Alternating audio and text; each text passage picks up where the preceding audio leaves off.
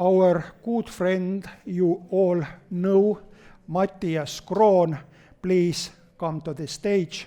He's going to interview our guests, but at first, Matthias, you are interesting person in this meaning that I can call you food writer and food enthusiast and food promoter and food lover.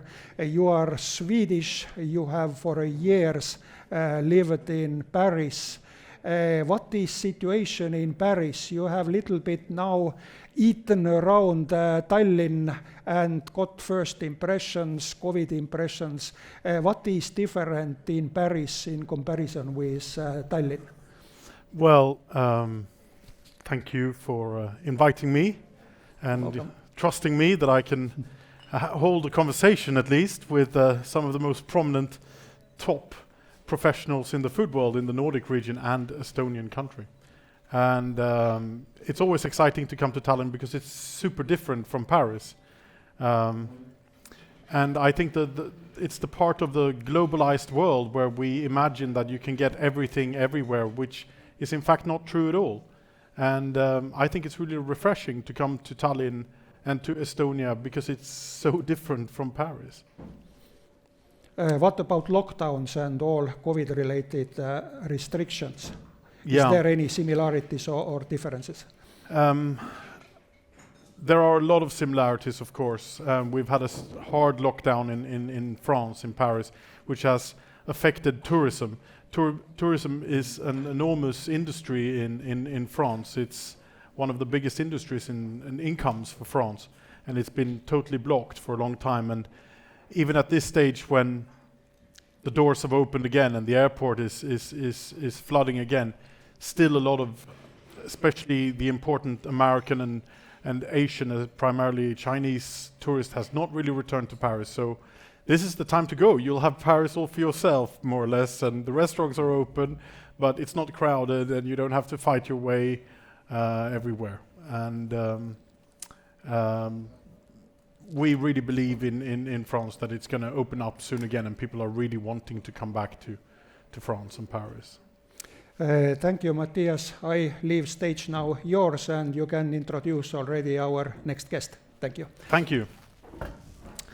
So let's start off by saying that I'm not going to talk that much, and if you want to talk to me, we can do that in the breaks or later.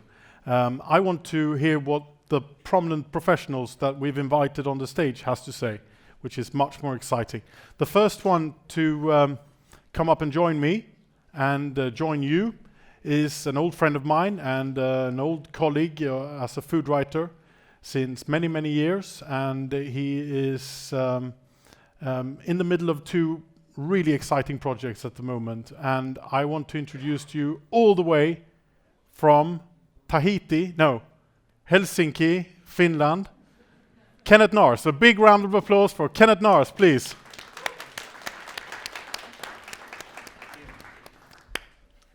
Welcome, Kenneth. Thank you. Is it on? I don't know. Can you hear me? Yes, you can. Thank you, Matthias. So, Kenneth is a lot of things to me, but I think to you he's quite well known as being the chairman of the world's 50 best restaurants for the Nordic region. Quite recent appointment, actually, although he's been the vice chairman for many years and previously the chairman for the Baltic jury, but now he has taken over. What is your job description as chairman of the 50 best in the Nordic region? So basically, it's a chair, an academy chair that I shared with my dear colleague Lars Peder Hedberg, who unfortunately is not with us anymore.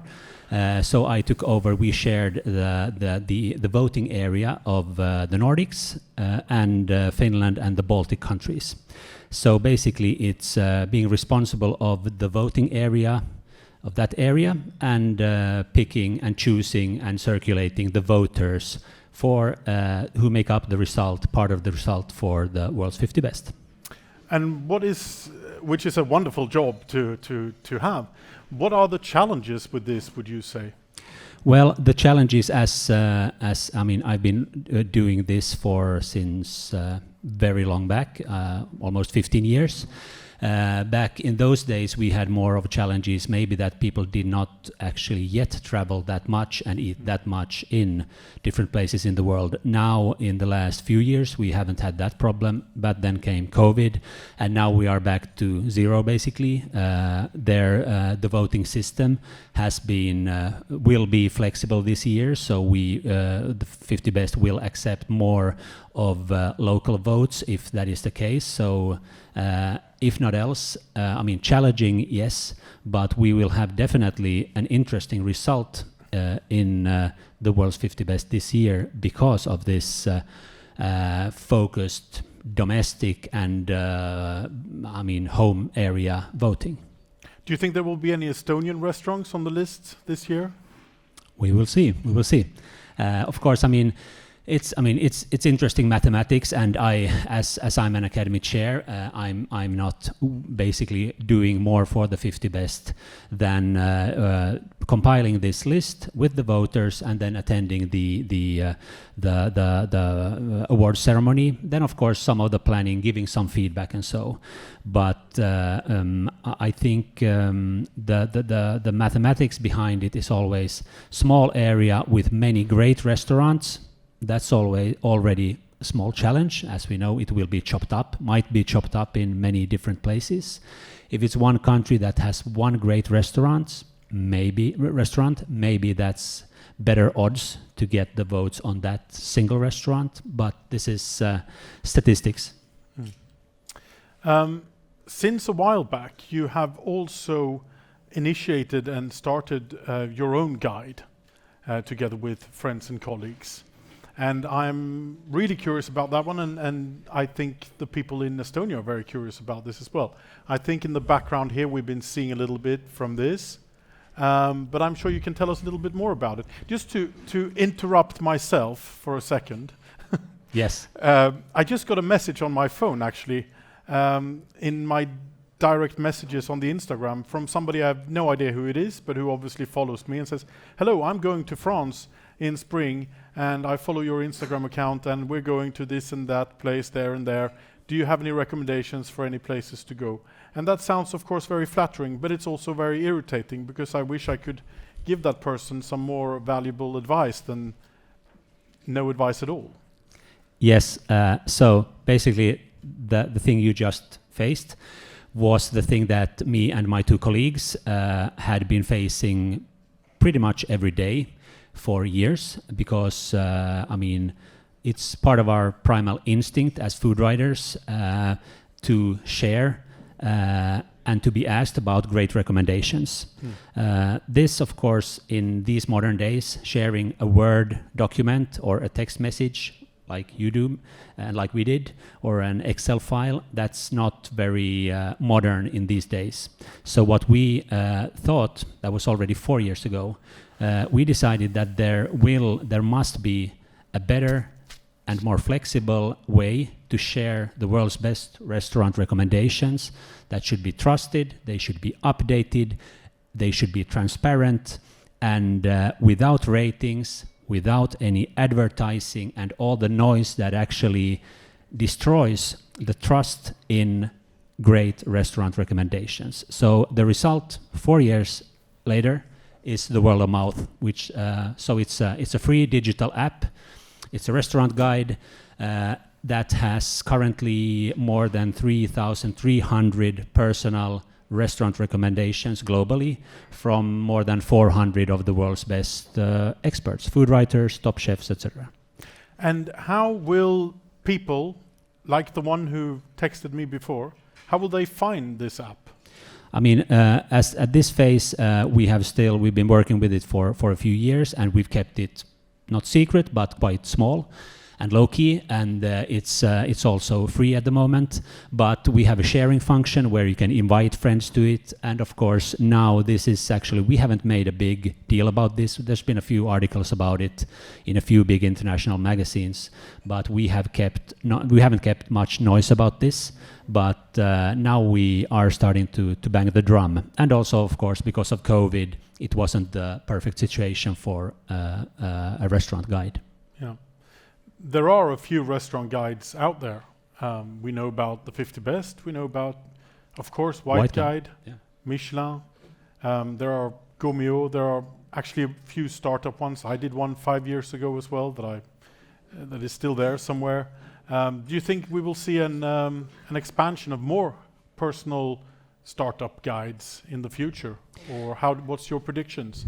Yeah, definitely, I think so. And when we started our guide some 3-4 years ago, started working with it, launched it some 2 years ago, we were looking behind our back and thinking that someone's behind us all the time. What has happened is that there hasn't happened much, probably because of COVID, but there's a few other challengers. But I mean, it's always smart to have do your own thing. As I said, we have pretty much cleaned our guide and app from all the noise that we thought had no place there. So every guide has its advantage. All of them aren't great. Some are great. I love White Guide. Back in the days I worked and wrote for White Guide. I think it's a great guide. I think maybe the challenge with that one is that it's all about ratings. So it does not answer to the need when you guys here are maybe going to London or to Helsinki or Copenhagen in a few weeks or months.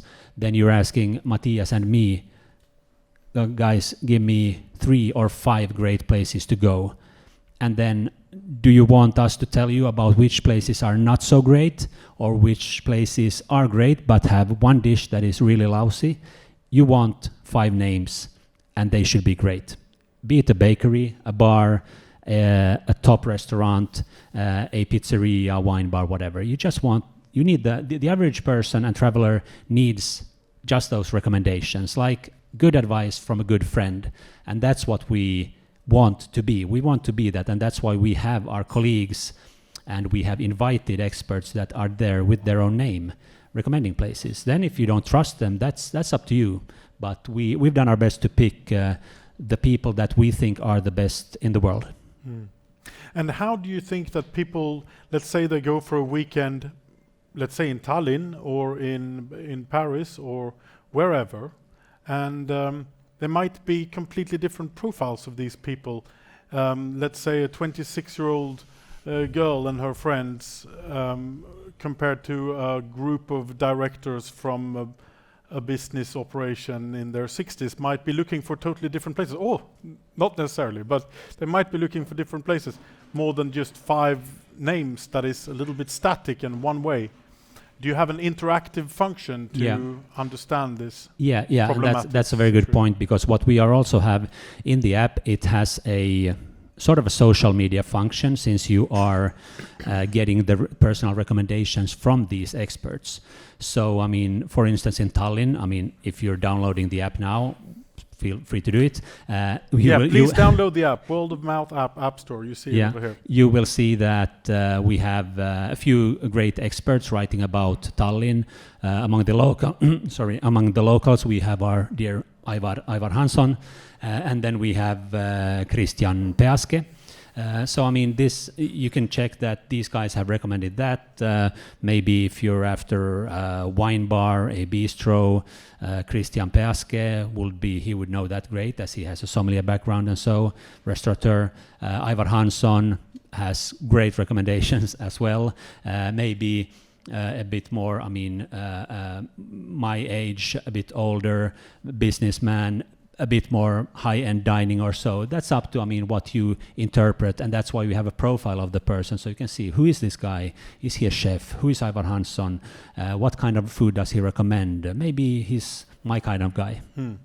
Yeah. So we know the old established guides fairly well, and there are a lot of new ones ranging from pure hobby Instagram accounts to a little bit more organized websites to downloadable apps. The one thing that seems to be in common for all of these guides is that it lacks a business model. And I wonder, what is your business model at the moment? Well, that's a great question. I mean, as many apps and digital services currently, our app is free for the moment. In the future, as we want to keep it clean, we want to keep it unmanipulated. The obvious choice that we are discussing still is that we would do it very simple and just having a fee in App Store that you just pay. You make you just pay a monthly or an annual fee for what you get. And that's a way to keep it simple. We would not like to have the booking fees or advertising, like I said. So I mean, that's the simple monetization model that we are currently discussing. Then I mean, how that business goes and how willing people are nowadays to pay for great restaurant advice that are trusted. As, like you said, you find a lot of stuff on Instagram. There's a lot of things on Facebook. There's a lot of other free apps or guides that you will find. The question is, I think, is only about which one do you prefer yourself and which one do you trust. When I scroll through the app, it feels almost like I'm on Instagram, actually. Is that deliberate? We have, from the beginning, we had, as I said, we have a social media function. So, if you can borrow stuff that people love and that they are used to in maneuvering and so, then then do it. And that's what we thought, that people are, as Instagram was such a popular and still is way to share food experiences, maybe not a great way to share them and to collect them, because there's not great function still for that. What we thought was that, why not? Scrolling through, liking, that kind of stuff, sharing pictures, sharing recommendations. So very soon we will have some changes to that with some even more added functions. But there's very similarities with Instagram. Exciting. What would you say is your vision for the future of Word of Mouth app? What is the ambition and vision for it? Well, the ambition, or even the next step. The next step is just to step up the game, to cover even more places. Currently, we are, as I said, we have more than 3,000 recommendations to almost 3,000 restaurants in almost 1,000 cities, which is a lot. Our honest goal is to be the world's best restaurant guide, the world's best digital restaurant guide. Of course, we are not, Michelin Guide and other Gomio, and so they will always exist probably. But what we want to do is doing a guide that does not exist, hasn't existed yet, and doing it the best way we can, and thus making it the best digital restaurant guide in the world. That's our honest goal. So please download the app. Thank you very much, Kenneth. Thank you very much. Thank you so much. Thank you. Thank you.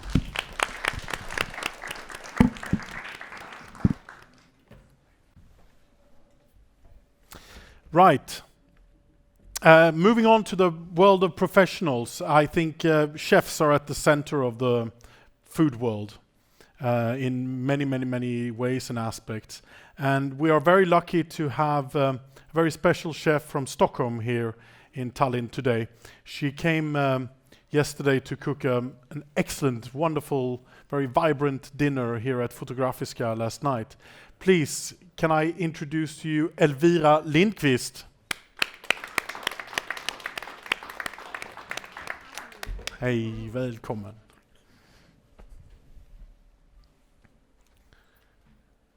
So, Elvira, how does it feel today, the day after the big storm? I think we're all really tired today after yesterday and the days that have been, but really happy because it was such a nice evening yesterday. So very good. Tell us a little bit, for the people who were unlucky enough not to be there. How did it come about, and what did you do?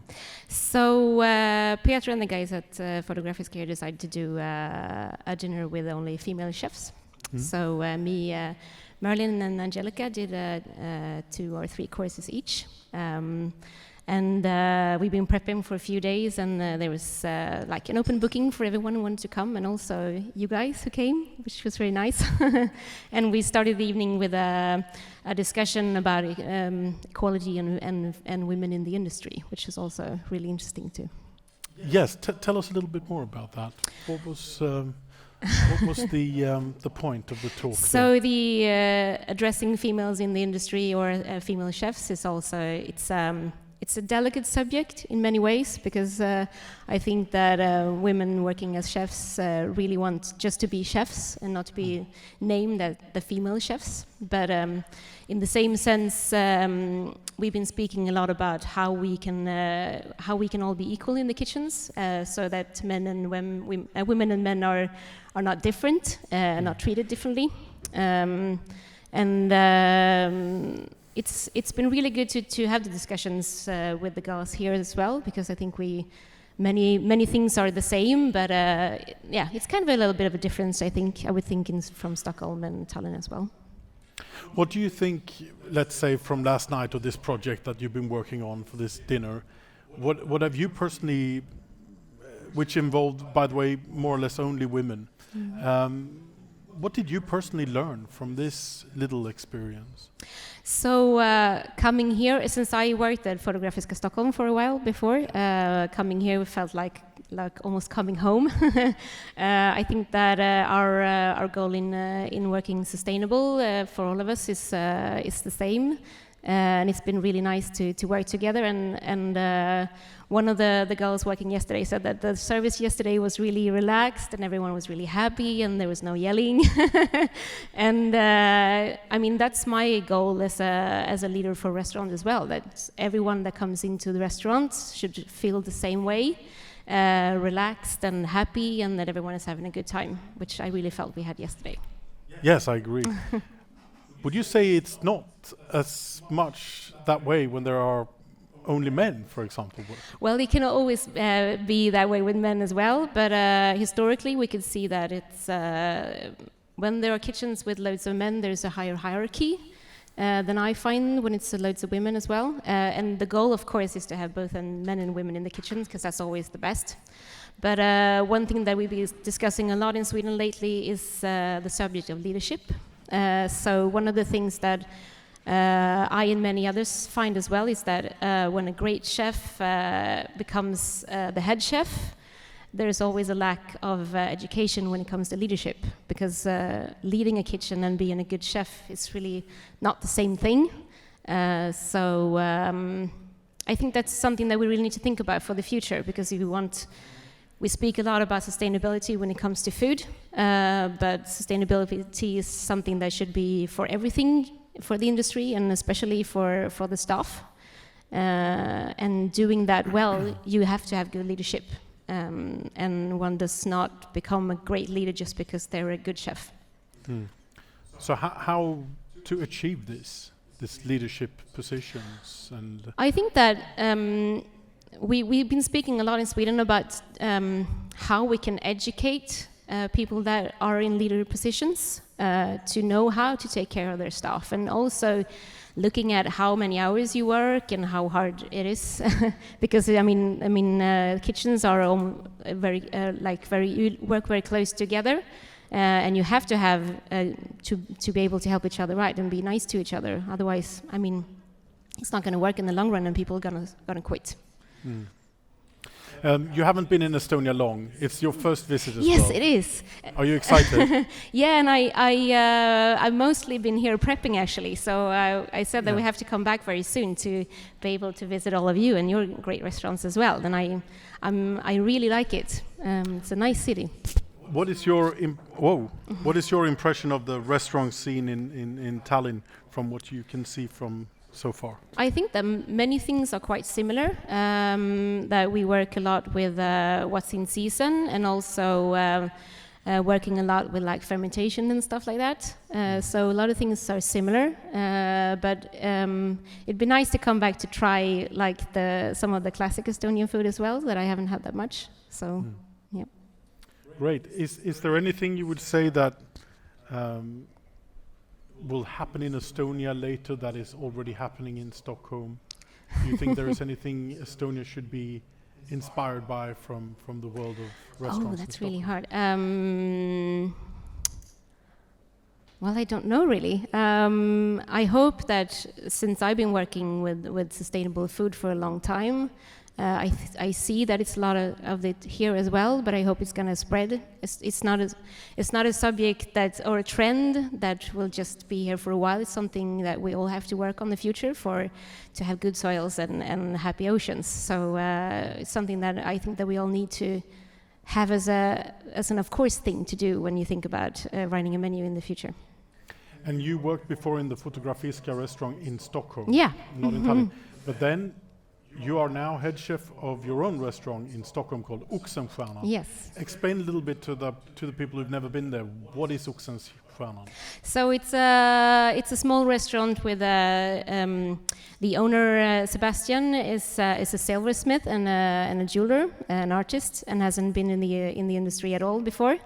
But his goal was, when he wanted to build a restaurant, was to only work with Swedish designers and small industries to lift up like quality design in Sweden.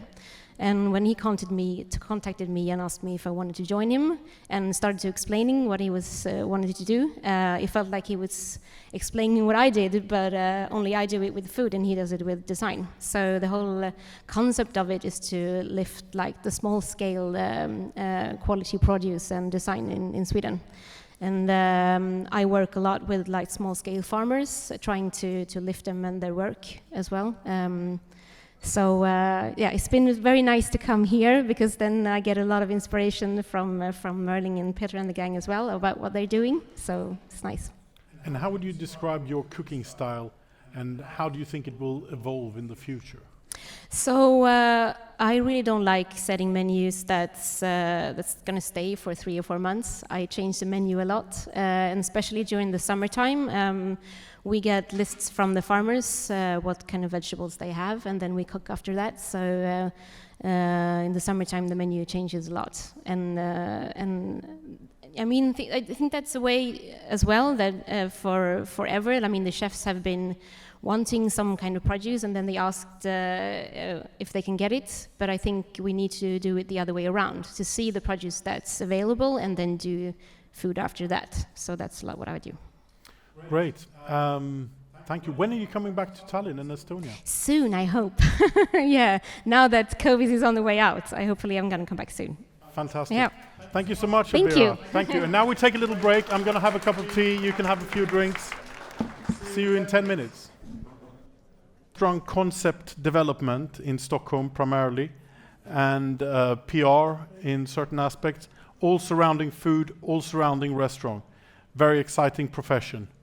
Tove Oskarsson Henkel is a journalist since a long, long time, been a magazine editor for decades, I would say, and a super dedicated food lover who loves to travel the whole world to discover amazing restaurants. That's the essence of it. I can talk a lot more about it. First of all, I would like to ask Tove. Tove, we live in the age of digital communication and social media, and all that has nothing to do with the physical world in a sense. Tove has dared to open a food magazine in print. Can you imagine? Have you ever seen a food magazine in print even?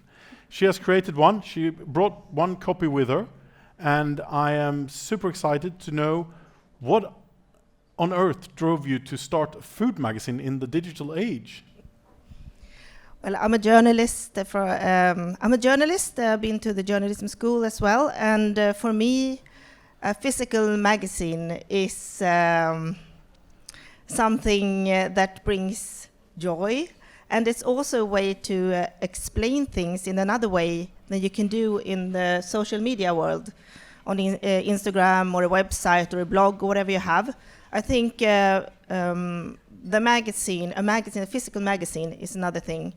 And we also actually have called this a bookazine. So it is, we're going more deep into different topics. Can you please show it Or shall I Thank show you. it and Yeah, you can talk? show it because I'll you haven't show seen it. My God, this is the first issue. It just came out. Oh my God. Oh my God. Wow. This is a real magazine. Have you? Yeah. I haven't seen that in. Yeah. Wow. Long articles, beautiful pictures, fantastic print. And an article about Estonia in that one as well. Yes. Try to buy it, but it's sold out, It's sold out. which is a huge success. Congratulations to that. Thank you. Thank you. Thank you. It's a rare thing in publishing that things sell out from the beginning. So it's already a success, actually. Yes, it is actually, if I can say so. And Elvira is also in the magazine actually, Yeah. by a coincidence here. Fantastic. And what is the difficulty? What is the challenge? What is the crafted work behind magazine publishing that other people don't really understand when they just see and read a magazine? Well, for me, I've been working in the magazine business for for 20 years. I've run Gourmet magazine for 11 years, and now I started this one. And for me, doing a magazine is not that hard. I've done it for many, many years. But having your own magazine, doing everything around it, you have to think about budget, subscribers. There's so much going into doing a magazine than only the physical product here. But also, of course, Estonia. you have to think a lot about the texts and the flow and the pictures and everything. So, and the paper, and it's printed here in Tallinn actually, print on. Deep connection with Estonia. There's a huge article here. Let's try to find it, if you can. It will be on eBay for $500, but could be worth it. And would you say that you will make a second issue? We're already started working on the second one, so Great, yes. great. You've been to Estonia quite a few times over the years. What is your impression of Estonia, and especially what is the difference between Sweden and the similarities with Sweden, do you think? Well, I think Elvira told it really good. I mean, in a good way, the similarities with Sweden. I mean, we work a lot with what grows and what we have in the surroundings. But I think what I like so much with Estonia, what I have been experienced, is the vibrance, the creativity, the new ideas born. Because in Sweden, it is a little bit, I mean, you look at the neighbors all the time, what are they doing? What are they doing in the other block? And what restaurants are open right now? I think what I've experienced here is, I can't say maybe it's a little bit the same, but it's also finding new ways all the time. And that's what I enjoy coming here. The energy of the people who are really dedicated, and a lot of eccentric people. Yes. Who are a bit crazy in the best possible way. I mean, And brave. brave, yeah. I really admire that myself. Do you agree? I agree, definitely. Yeah. What is your impression, Olivia? You have been here for a few hours. You were here at the wonderful dinner last night. Yes. And technically speaking, you don't really know Estonia. No. But what is your impression so far? So I've been here for, 24 hours now. And, I've been at a beautiful dinner yesterday, and we've been around a bit today. It's very creative. It's just something else. And every Estonian you speak to, the ones I have spoken to, has been in Stockholm, but we haven't really got here. And I think it is because we Scandis tend to go to cities we kind of feel are similar to us. And this is just something different, and I hope I can come back soon and explore it a bit more, because it feels, for me, very refreshing just to be surrounded by totally different venues that I'm used to. And you're a concept developer, you work in PR, you have your tentacles out everywhere in the restaurant industry, especially in Stockholm, but also around Sweden. What would you say are the big tendencies and trends in Scandinavia that we maybe not see here yet? So actually that's like an impossible question for me to answer, since I don't really know that much. As Elvira said before, I could see only by dinner yesterday that we work with the produce in some similar ways. But what I also noticed yesterday is that they work with less produce on the plates, and I think that's something we tend to do a bit more. So we use better produce, like even in Stockholm, but less of them on every plate, and that is something maybe we can learn from each other and do more, so it become even more sustainable. But you need to ask me that question again when I've been here more than 22 hours. Yes, Yes. okay. And what do you find exciting with your work? You work in concept, you help Yeah. restaurants to fine-tune their concept. What is your passion in this? So my passion is the people, and it has always been the people. I worked in I had other jobs before I started working with food 10 years ago. And for me, it is just a great honor and pleasure to work with so different people every day. I work with restaurant owners, chefs, sommeliers, all aspects and on all levels, and they inspire me and challenge me every day, and that's why I love this business so much as well. Okay. Do you see any tendencies, or what is other aspects of the restaurant industry that everybody's talking about in Scandinavia or Stockholm at the moment? What would you say are the hot topics? So I think the number one hot topic is, of course, that we reopened and we don't have any restrictions since last Wednesday. So now everyone want to go out and be out. A big topic in Sweden right now is a topic that may not seem so fun, but it's how are we going to get our staff back in the restaurants. Everything's open, we can do whatever now, but the staff is lacking, and that's something is working on, but it's a really hot topic right now. Which means that the restaurant industry is doing really well if the staff is lacking. It's lacking, but it's also because they need to find maybe other jobs in the beginning of the pandemic, and now they maybe done other careers, and we want to have our great staff back. We do have many passionate, extremely talented people there, but we need to be more to really keep the restaurant business evolve in the next 1 or 2 years, so we can be more like pre-pandemic. What do you say, Tove? I think you said it really good, Olivia. I just want to add a little bit about, because this is what we see everywhere when a country is opening up. It's been maybe lockdown, it's been a really tough 2 years for all countries with the pandemic, but we also see that a lot of new ideas is coming up everywhere. And something that I've noticed just a little bit, if you talk about trend or whatever, I also feel that since we haven't been able to travel that much, we actually looking more for flavors that is from other countries.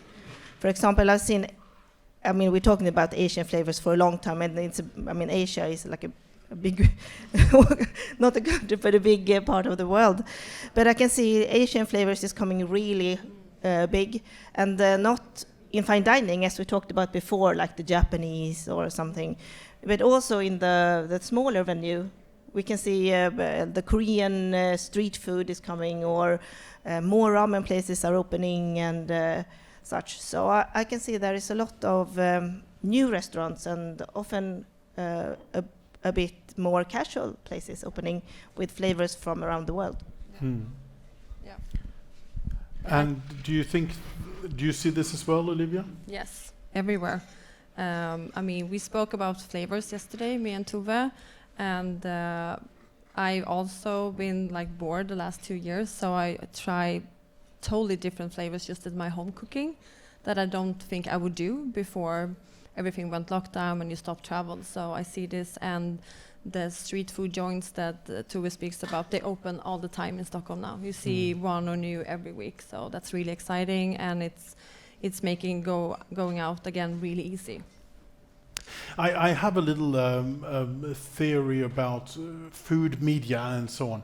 It's always been very focused on fine dining. Yes. And it's always been the main attraction for the food media.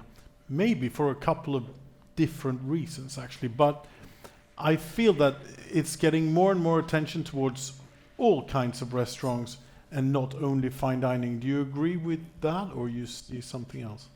No, I would say that I agree. I think you can have like an overload of the fine dining media publications as well. So, and I think people are more in the mix now.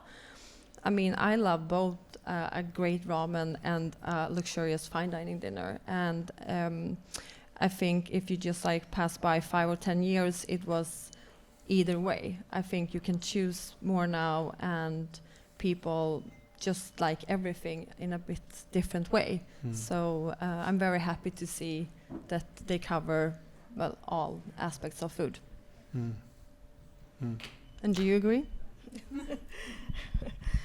Yes, definitely, I agree. I think also that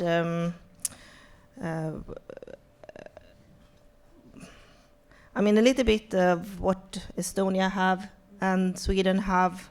We're looking for the tradition also in food. We wanna feel safe. That's what we've been talking about the last couple of years. Comfort. And I think this is also part of that we are seeing now. We want comfortable flavors. We want to have. We also want to highlight producers or people that. We talk more about who we are and where we're coming from, more than ever. Also, so even though I spoke about the Asian flavors, but we also want to have it so it can be a mix. It doesn't have to be necessarily one or another. It can be both. Lastly, I want to return quickly. Apart from all the technicalities and the daring financial operation of opening and starting and running a food magazine from scratch, if we talk more about the idea, the vision, what differentiates this magazine from other food magazines? What do you want more of in your and Jens food magazine for the future? Well, first of all, we wanted to do something, of course, that isn't on the market right now in the magazine world, in Sweden especially. But the magazine has had a really tough, maybe 5 years. It's been going down. People are looking more at social media, looking more on Instagram and so on. So people have left the magazine world. So we wanted to bring back something else, but we can't do something that we've always done, because you have to move forward. You have to do something else. So what we feel a little bit is like a little bit of backlashing for the social media world. It will always be there, the websites, the Instagram, but we want to bring depth that you can't find there. As also Kenneth talked about the experts. I mean, we want to have the experts writing. We want to bring something that you can't get in the other world in the same way. You're going to have some of the articles are really long. I mean, it's the longest one is 13 pages. We're not going to have all that, because we also want to be approachable. But we want to bring something new, and otherwise we wouldn't have done it, because we love this industry. We love magazine. We love to have something in your hand. We love that there are experts knowing a lot of things that we want to share. So that's what we want to bring with the magazine. Exciting. We will all follow it. Thank you. For the future. Thank you very much to Tove. Thank you very much to Olivia. You've been wonderful. Let's give them a big hand. Thank you. Thank you. Our next guest lives a very exciting life, and she is a very prominent part of the very strongly focused social media world of food, restaurants, and travel. She's from Stockholm. She loves traveling and eating, has an insane passion for it, and her name is Malin Nordblom. Please, let's welcome on stage.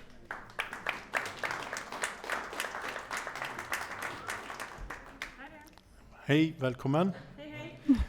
Shall I call you Malin or Fab Foodie Sweden? Yeah, you can call me Malin. Okay, I'll call you Malin. Tell us, she has an Instagram account called Fab Foodie Swe. Yep, that's correct. That's you. Yeah, it's actually, I started it thanks to Tube, actually. I was in charge of Gourmet's Instagram, and she said, you should open your own. So I did, and that worked well. So now I have a blog, and I just started a little TikTok. Tell us, what do? You have a blog, you... So I'm working a bit as a chef at the Swedish Academy of Agriculture and Forestry. So I create recipes, but then I eat out a lot.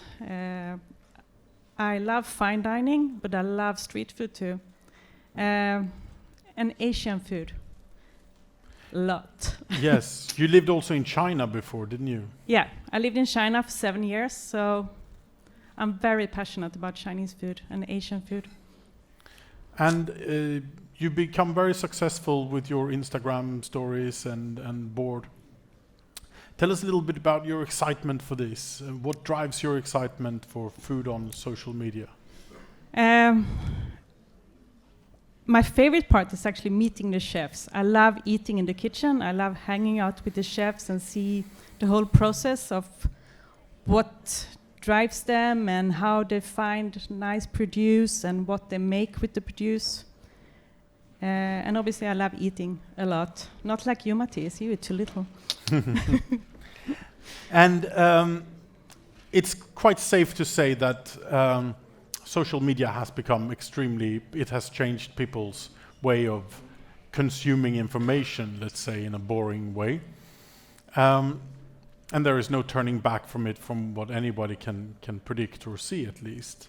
How does that differ for you, work-wise, compared to before social media? Well, when you search for somewhere, if you go to a country, you normally search for that on Instagram or YouTube or the internet in the beginning. And then you might find a book or a magazine, but I think you need to find the information fast. Everything should be so fast. So I think it all changed because it needs to be fast. Before we had time to do things. Now we want lots of information and it should be quick. Yeah. And how do you find the excitement for travel and eating and posting so much? Does it come naturally, or do you see it as work? And no, it's naturally. I lived all over the world, so it's very natural. And I always taken a lot of photos. I worked as a photo editor before and photographer. And I always worked on and off in the food industry. So it's very natural. Mm. And this is your first time to Estonia and Tallinn as well. Yes. And what is your impression so far? It's very impressive. We went to Mattias' restaurant, and then that Restaurant was 180. That was amazing. First night, what a start. And then we were here yesterday having amazing food. And we walked around, and I had some street food. I went to this market and had a super nice baoban. Mikael's place. What was that place name? I don't know. I don't remember. Yeah. Great food, and it's a beautiful city. Mm. How does it differ from Sweden, do you think? Because I see a lot of similarities between Sweden and Estonia, but what would you say are the differences? It's more old buildings. It's more bohemian. It's more industrial also. I think the restaurant seems really cool. And the Swedish restaurants are normally somehow, lots of them are the same. It's really interesting. Estonia, I have to come back. Yes, there's a lot of originality, I think, actually. And what does a typical month look like for you, travel-wise and food-wise? What do you... Well, it's been Corona, so not much traveling has been going on. A little bit, sure. But normally I travel a few times a month. And then I travel in Sweden.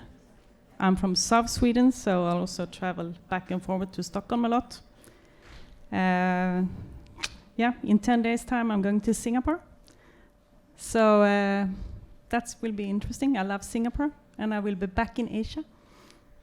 So for people who are listening to this and maybe themselves work in a restaurant like you used to do, and they get excited and think, oh, I want to do this as well, what would be your, shall we say, warnings, and what would be your tips? Warnings? Well, you won't be rich. You have to work somewhere else too. So it's great to work in a restaurant extra. And I do events every now and then. And I'm also, just like where Elvira works, I'm also a silversmith, where I normally make silver things that are related to food. And those are both warnings and tips, I suppose. Mm-hmm. Yeah, sort of. You need to do... I don't want to have one job. I want to do lots of things, and I love traveling. Exciting, super nice. And Thank I'm you. sure if anybody has any questions for Malin, please take them in the break, because we will take a few minutes break now before the last part. Thank you. Renowned magazine publisher, guide inventor, restaurant passionate, and Finnish wonderful gentleman in general, Eero-Pekka Riislaki. Please give a big hand.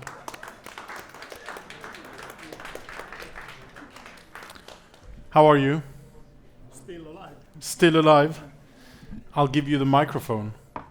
We went to the same dinner last night. What did you think of it? I think that was wonderful. We were discussing about the concept that 3 women chefs are preparing food for us, and concept with 3 women. Okay, nice, but they might be black people, 3 black people doing that, or left-handed homosexuals doing dinner for us, or whatever. So I think it's not about gender, it's about good food, and if the chefs, they have very nice feeling working together, that's it. And they did have a nice feeling working together. Exactly. Great. So it was great. So let's talk a little bit about what you do, Eero-Pekka, for the people in the audience who don't really know. I would like to know that too. So, okay. So, I'm in deep heart, I'm a journalist. I could write about whatever, but for some reason I have write about restaurants since 1985, when I found my first magazine of my own called City, and it was about city culture, and the first ever restaurant reviews came out in that media. So I was kind of pioneer of restaurant writing in Finland, and also about wine, for example. And now, nearly 20 years I have had a restaurant magazine called 5 tähteä, 5 stars, and our list, the 50 best restaurants in Finland, it's now 17 years old list. So it's a quite long journey. And you are, of course, following what is happening in the world of guides and restaurant guides, restaurant rankings. What does your crystal ball tell you about the future of this? I think as a general world. In the general, yeah. I think the lists they are going to stay. Those are needed, guides and lists, because it helps. Those help a lot, chefs and restaurateurs and foodies to kind of compare. If you think about a chef, it's very important for them to understand and have a clue in what level they are working at the moment. So it helps. All kind of guides and lists are helping the professionals, but also foodies and food lovers to find places for themselves.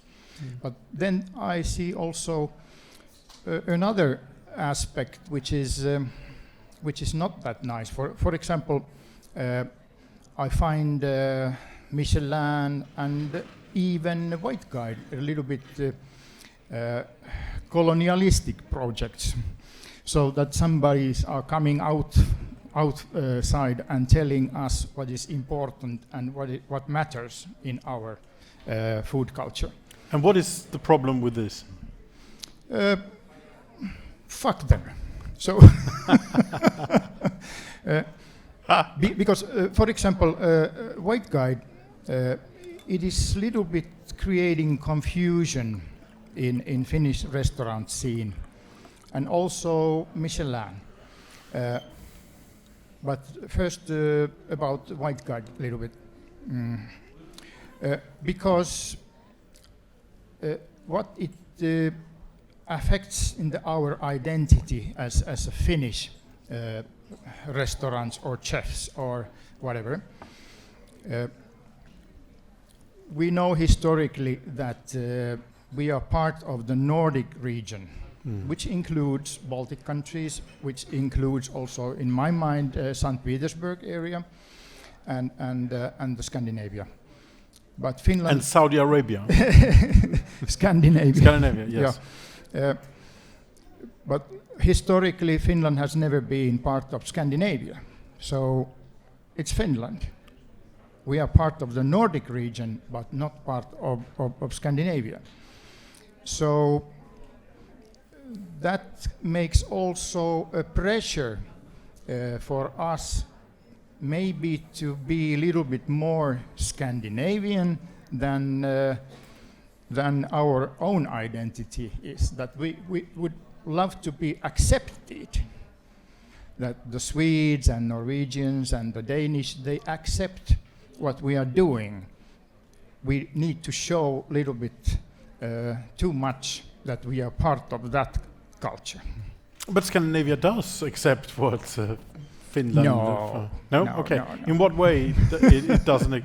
We don't accept. Let's say. So if I'll come back the pressure, what I mean with that. So a lot of Finnish chefs are visiting Stockholm and Copenhagen just to watch what we should and we shall do next.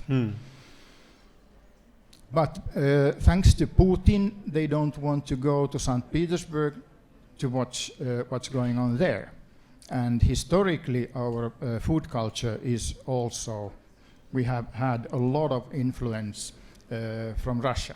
Absolutely, no doubt about it. But this situation makes, we don't have that kind of clear identity at the moment because we feel pressure from the Scandinavia, and we don't want to know what's going on in our neighbor in St. Petersburg, for example.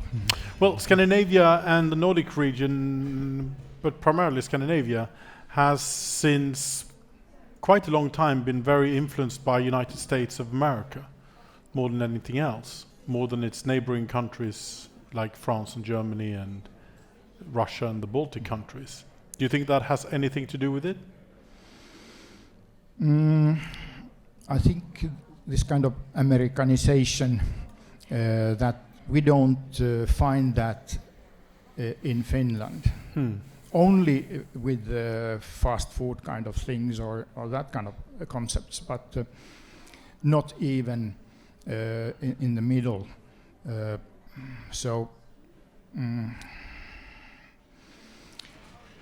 It stays. If there is such a pressure, and if Scandinavian restaurateurs and chefs are visiting United States, so we don't do that anymore. We don't do that. Yeah, Scandinavian chefs tend to love to visit United States for inspiration. Yeah, but for some reason we have a connection to Australia. To? Australia. Australia. Yeah. Okay. In what way? So there's a lot of restaurants which are mixing Asian and European, Asian, European, and American kind of things. And then Finnish chefs are visiting there and bringing influences to Finland. What is exciting about Finland from a travel perspective is that there are direct flights to Narita, to Tokyo, from Helsinki.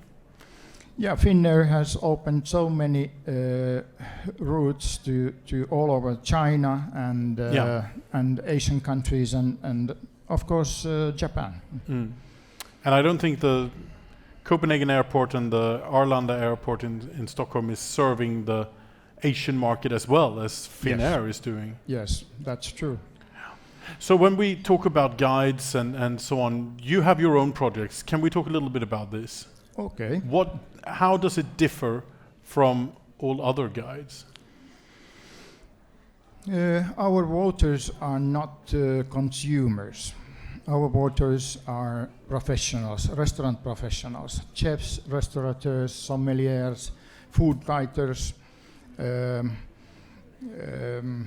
wine importers, whatever. And they have to be professionals in the restaurant business. And when we started our list, we had something like 240, 250 voters, and but now we have something like 1,300 voters. And they're all in Finland? Only in Finland, but we have done a lot of work that it treats equally the whole country, because it's too easy to concentrate just Helsinki and Turku and Tampere, the biggest cities. But and also the age of the voters it's a mix. It's a mix. And women and men and so and so. It's a kind of complicated social structure. Yeah. You mean that it's more equal? Yes. Deliberately? Yes, exactly. Yes. Do you have any plans to colonialize any other countries or export it to any other regions? Not exactly.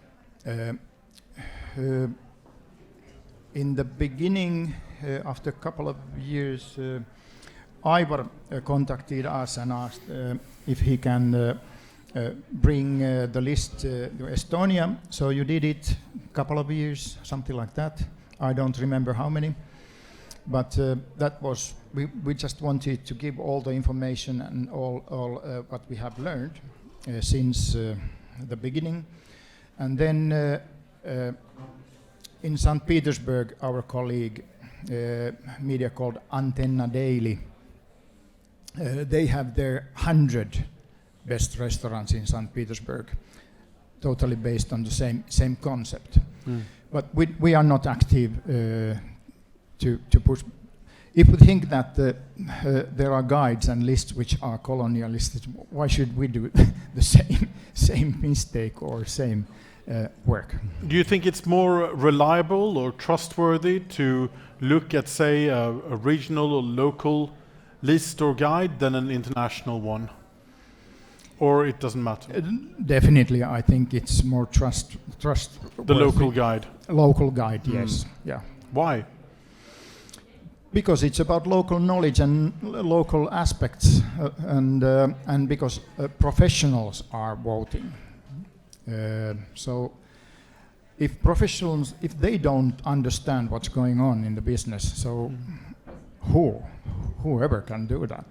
So I think, and if it's about clients or consumers who are voting, so there is always a lot possibilities to manipulate the list. Yes, there are many aspects that can be considered when it comes to exactly how things are voted and how things are judged and so on. But I suppose that's a seed inside the heart of every guide. And it's always, we try to think that we don't kind of corrupt our system. That we need to be extremely aware that where the dangers are, and yeah, it's not a secret. I have said that this before, that I think the world's 50 best restaurants, it's a corrupted system, because it's quite impossible to get on that list if you don't have a huge PR machine pushing your restaurant all over the world. Nowadays it's like this. Yeah, nowadays, exactly. Yeah. So I'm curious about something. You're from Finland, you're from Helsinki, and we're in Estonia. And to my knowledge and my experience, there's a lot of Finnish people who love to go to Estonia to eat and drink and stay here and have little vacations or long vacations. How do the Finnish audience find their places to go to in Estonia, do you think? of course, internet. That's the answer. Internet is the world, but more specifically than the internet, maybe. Okay, there are people who there is too many people who want only to drink and okay, but party. There are more and more people who wants to eat properly, and then there is a lot of people who wants to have fine dining and a better quality. Which sources do they go to, do you think? Talking to friends, obviously, neighbors, colleagues. Yes, but more so there are some blogs people are following, and then I hope also that people, they find a lot of information from our website. We try to follow also different kind of lists from Estonia, and we are making articles out of those lists, and also results of the guides. But then we try to make our own not very long lists, but suggestions and that kind of things. And because we are traveling quite a lot in Estonia also. My partner Heikki Kähkönen, who's a beer specialist, he has been writing 4 guides for beer tourists to find amazing beer holes which which Estonia is famous for. It's an amazing culture of craft brewery, and it's exploded in the last few years. Exactly, and this is rather well known outside of Estonia, unfortunately. Yeah, and I'm very curious, because you have exceptionally long knowledge, deep knowledge of restaurant reviewing since 1985. And publishing and guides, and you have a lot of opinions and knowledge about it. How do you see the future for guides? Where are they heading? What will guides be in the next few years or in 10 years? Because it's very difficult to answer that question unless you have a historic reference as well.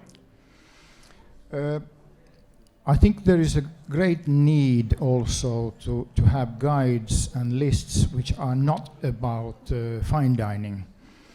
Because I think the fine dining is in the kind of, not in crisis, but in a situation that it has to be invented again. I think there is no way to go back the time when the COVID started. So it has to be something else. It has to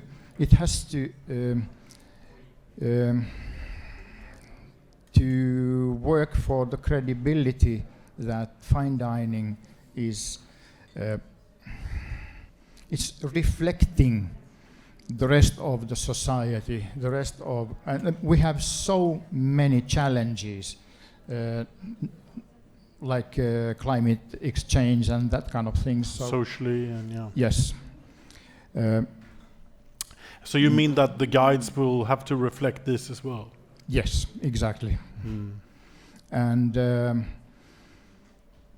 as a journalist and as a guide organizations, every one of us, we need to work and we need to think a lot what will happen next and how to, because to have a list, it can be also a great ego project for the list keepers.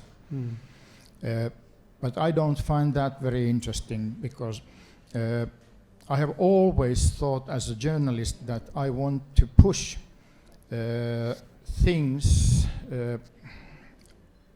forward if I think that it how to say that it deserves to be in publicity. So it's so easy to be negative. It's so easy to make negative critics. Yeah. And kind of add more chaos in this world. So I think it's always more important to build something, to push positive things further. Yes, focus on the positive and forget about the criticism. Yeah. I think this has been going on for quite a few years, especially with social media, and especially Instagram, where there is very little, should we say, negative criticism. Whereas Facebook and Twitter tends to be only negative criticism of things. Twitter is it's a trash can. Yeah. Yeah. But my personal, if I can add, I find the big problem with the little seed problem in all guides and restaurant reviewing is that as a normal guest, it's very hard to get personalized advice on where to go. I can find 1,000 restaurants with Michelin stars, and in some cities dozens, but it doesn't really necessarily help me because I might want to be more personal in knowing a little bit more of what is targeted for me, and I don't know how to solve that. But it's all guides are always one-sided communication. It's coming out. This is what we like. This is what we rank. This is what we say, and then it can differ a lot between the different styles of restaurants. So as a guest, it's quite difficult to get one step closer to what I actually look for in certain occasions. Yeah, I agree. But in big picture, like you can with a friend. If I'm asking you, we're having a conversation, and you will, in 5 minutes, direct me to the place I'm looking for in Helsinki. Yeah. And I recognized immediately your situation when you told that people are contacting you and asking where to go. And I'm doing that all the time. Yeah. And I'm pissed, of course, because I want to tell people, but it takes so much time. Energy, And energy, but journalism itself might be a tool. So journalists should find the proper tools to make it more personal. But it's a human element. But I think the problem is that it's a problem for you, it might be a problem for me and all of us here, because we are kind of super individualists. We need personal service. Yes, but I think maybe the world is looking for more personal service. Yeah, but these super individualists are not that many. I mean, the whole population, super individualism it's part of our culture. Yes. But I have a favorite restaurant in Paris, for example. It's a small neighborhood restaurant not too far away from where I live. And they serve only shellfish and very simply put together and very rustic little place. It's quite cheap. You drink good wines for nothing. And I love it. But I can't recommend it to everyone for every occasion. It's impossible. If somebody says, what's your favorite restaurant? I would say, well, this is actually one of my favorite restaurants. But if you like big steaks and wonderful service and people dressed up around you and you expect big wines for 300 euro per bottle, you will be super disappointed with my suggestion. So there... And I find that is a problem that is very difficult to bridge. It is. It might be it might be a problem which can't be solved at all. Maybe. So we'll leave it at that. Guides are not perfect, let's say it this way. Yeah. Thank you very much, Eero-Pekka. Thank you. Thank you.